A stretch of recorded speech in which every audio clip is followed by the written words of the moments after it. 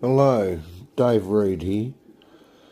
I've been invited out tomorrow for a day trip out to Lake Bathurst, which is about 60 kilometres, 70 kilometres away from here where I live. And it's because my attention's been drawn to an article out of the book Out of the Shadows, and it has to deal with the bunyips that were reported there in the 1820s. So anyway, tomorrow I'm going for a trip, but I thought I might post tonight the article that was actually written about these bunyips as a bit of background information to a video that I plan to make tomorrow. So I hope you follow along. An excerpt from Out of the Shadows. Bunyip and the White Men. Although there were some rumours of marsh monsters near Sydney in the very early days, it seems the first real involvement of non-Aborigines in the Bunyip mystery occurred at Lake Bathurst, New South Wales.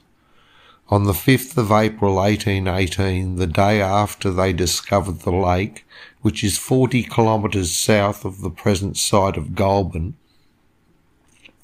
explorers Hamilton Hume and James Meehan found skulls and bone fragments of what they thought were large amphibious animals. We can find no proof that Hume or Meehan knew of the Australian water monster legend at that time, but it seems certain that Hume, noted for his ability to communicate with the Aborigines, would have been familiar with it.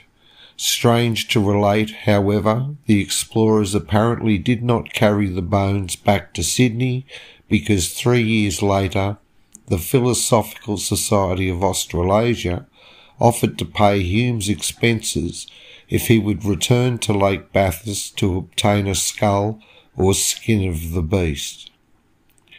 The earliest actual sightings of a bunyip was claimed by Edward Smith Hall, one of the first settlers at Lake Bathurst, in a letter to the Sydney Gazette on the 27th of March 1823. Hall said that in November 1821 he and others had seen an extraordinary creature in the lake. Many people in later decades told of closer encounters with bunyips, but since Mr. Hall's sighting was apparently the first by a non-Aboriginal, it seems appropriate to present his story in full. One fine morning in November 1823, I was walking by the side of the marsh which runs into Lake Bathurst, when my attention was attracted by a creature casting up water and making a noise in sound resembling a porpoise, but shorter and louder. The head was out of the water. At the distance I stood, about 100 yards, it had the appearance of a bulldog's head, but perfectly black. The head floated about as though the animal were recreating itself. It cast up the water behind, but the quantity thrown up convinced neither strength nor bulk. It remained about 5 minutes and then disappeared. I saw it at a greater distance afterwards, when it wore the same appearance.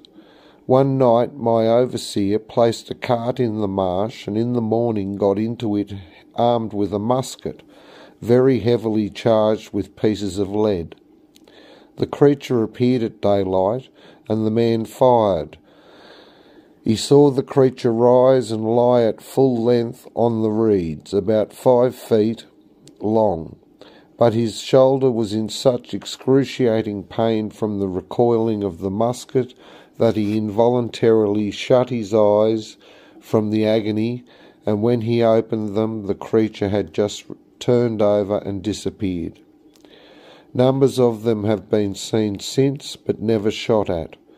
In December last, Mr. Forbes and I were bathing at the east end of the lake, where an arm runt among the honeysuckles. As I was dressing, a creature at the distance of about 130 or 150 yards about 150 metres, suddenly presented itself to my view. It had risen out of the water before I perceived it, and was then gliding on the smooth surface with the rapidity of a whaleboat, as it appeared to me at the time. Its neck was long, apparently about 3 feet out of the water, and about the thickness of a man's thigh, the colour a jet black. The head was rather smaller in circumference than the neck, and appeared surrounded with black flaps, which seemed to hang down and give it the most novel and striking appearance. The body was not to be seen, but from the rippling of the water I judged it not to be longer than the neck. After it had continued its course for about 300 yards, I turned round to ascertain if Mr. Forbes had also seen it, and on looking again it had dived and was seen no more. I should have concluded this creature the same one before described, but that the head appeared of a different form, for the first animal did not appear to have any flaps about its head.